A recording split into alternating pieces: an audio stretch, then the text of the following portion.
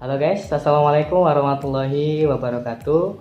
Halo, kembali lagi dengan saya Muhammad Fauzi, MPN 190108 dari jurusan Tadris Biologi, kelas Biologi A, Institut Agama Islam Negeri Metro. Nah, di video kali ini saya akan mencoba menjelaskan materi tentang materi genetik pada mata pelajaran genetika yang diampu oleh Ibu dosen Ibu Ifti Oktanaria Narsan, MPD. Gitu. Jadi, apabila kita sudah masuk pada materi intinya, nanti itu kita akan belajar banyak sekali tentang materi genetik. Gitu ya. Nah, di dalam materi genetik itu ada apa aja? Yang pertama itu ada gen, ada kromosom, ada DNA, dan RNA. Nah, nanti itu kita akan belajar tentang itu. Oke? Nah, selanjutnya kita masuk pada materi intinya ya. Nah, sebelum kita masuk pada materi intinya, kita terlebih dahulu belajar tentang pengertian genom. Ya. Jadi genom itu apa sih? Jadi genom ini adalah sebuah set atau susunan dari jumlah lengkap gen dari suatu makhluk hidup. Jadi dapat dikatakan bahwasanya genom ini adalah sebuah ikatan yang kuat dari benang-benang yang terdapat pada DNA dan molekul protein. Gitu ya. Kemudian struktur tersebut itu akan bergabung secara terorganisir secara baik. Nah, biasanya peristiwa ini disebut sebagai kromosom. Nah, pada umumnya kromosom ini adalah benang-benang halus. Kayak gitu ya, teman-teman. Nah, seperti yang sudah saya jelaskan dari awal tadi, bahwasanya materi genetik atau bahan-bahan genetik itu ada gen, ada kromosom, ada DNA, dan RNA. Itu.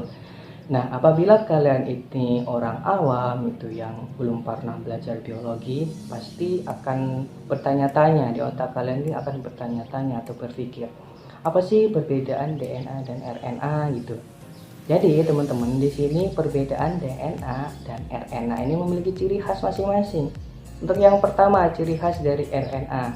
Ciri khas dari RNA ini adalah memiliki satu rantai. Ya, memiliki satu rantai. Kemudian untuk yang DNA ini memiliki dua rantai. Atau kalau dalam bahasa Inggrisnya itu disebut sebagai double helix. Kayak gitu. Nah, contoh lagi nih, apabila kalian ditanyain apa sih hubungan antara materi genetik itu tadi, contohnya kayak gen, DNA, kromosom, RNA, sel gitu, apa sih hubungannya gitu. Jadi di sini kita terlebih dahulu harus tahu tuh apa pengertian dari setiap materi genetik itu.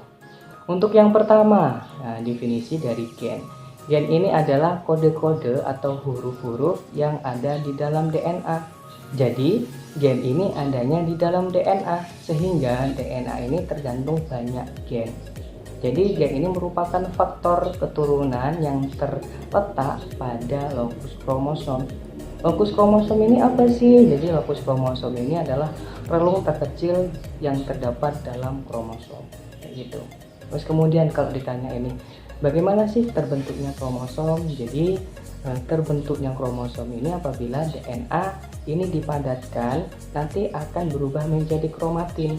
Kemudian kromatin ini akan dipadatkan lagi nih menjadi kromatid. Kemudian kromatid ini akan dipadatkan lagi menjadi sebuah kromosom. Jadi kromosom ini tersusun dari DNA dan protein, yaitu protein histone yang terletak pada inti sel. Kayak gitu. Jadi teman-teman, kalau semisal kalian belum mudeng dengan penjelasan saya, di sini ada penjelasan intinya nih teman-teman. Penjelasan intinya yang pertama untuk DNA. Nah, DNA ini adalah DNA sebagai bahan genetik yang di dalamnya ini terkandung banyak gen. Kemudian untuk gen ini adalah faktor keturunan yang terletak pada lokus kromosom. Kemudian untuk kromosom itu sendiri, kromosom ini tersusun dari DNA dan protein dan terletak pada inti sel. Gitu ya. Kemudian ada RNA. RNA ini adalah ribosa nukleat eksid. Nah, RNA ini juga dibagi menjadi 3. Yang pertama itu ada RNA, tRNA, dan mRNA.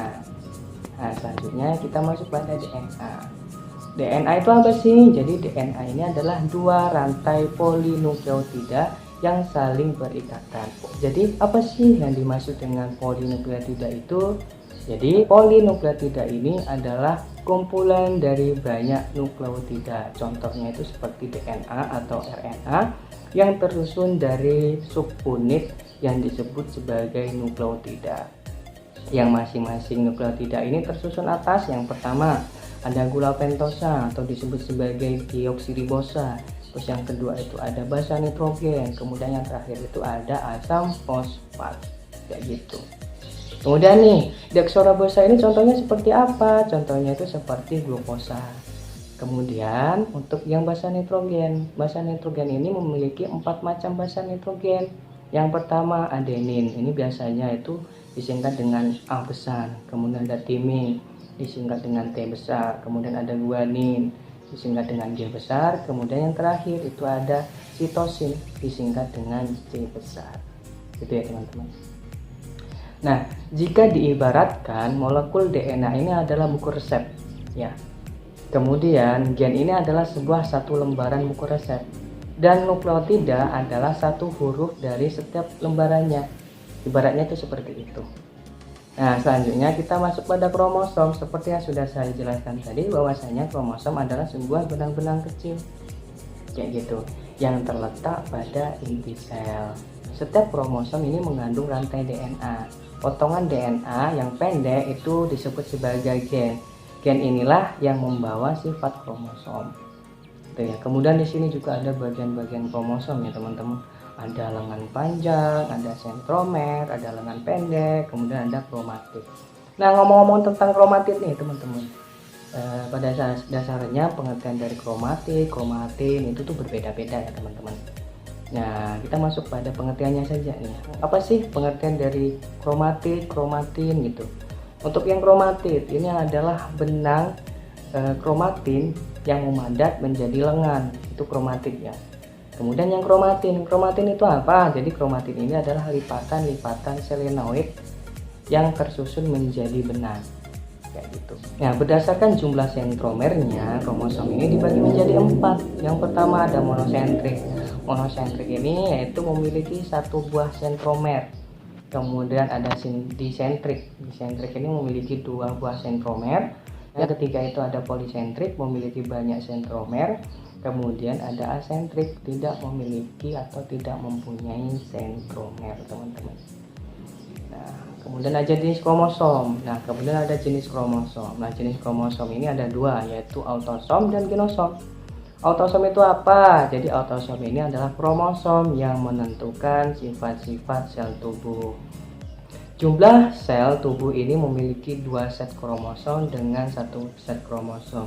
Jumlah subah kromosom itu contohnya itu seperti jumlah autosom sel tubuh manusia itu adalah 46 dengan 2 set kromosom menjadi 44 buah dan 22 pasang. Kayak gitu. Kemudian untuk genosom. Genosom ini adalah jumlah kromosom seks pada sel tubuh manusia. Nah, itu ada 2 buah atau sepasang. Perempuan itu punya sepasang kromosom yaitu X dan X, sedangkan untuk laki-laki itu memiliki 1 kromosom yaitu X dan 1 kromosom Y. Kayak gitu. Nah, jumlah kromosom berdasarkan jumlah pasangan kromosomnya itu ada beberapa jenis setiap organisme, yaitu yang pertama organisme haploid, yaitu memiliki 1 set kromosom. Yang kedua itu organisme diploid, memiliki 2 set kromosom. Yang ketiga itu ada organisme triploid, yaitu 3 set kromosom. Yang keempat itu ada polyploid, yaitu memiliki banyak kromosom. Kayak gitu ya teman-teman. Nah, jadi kita telah belajar tentang materi-materi genetik yang ada seperti gen, DNA, RNA, kromosom. Kita udah belajar. Nah, mungkin itu saja materi yang dapat saya sampaikan tentang materi genetik. Kurang lebihnya saya minta maaf dan saya akhiri. Assalamualaikum warahmatullahi wabarakatuh.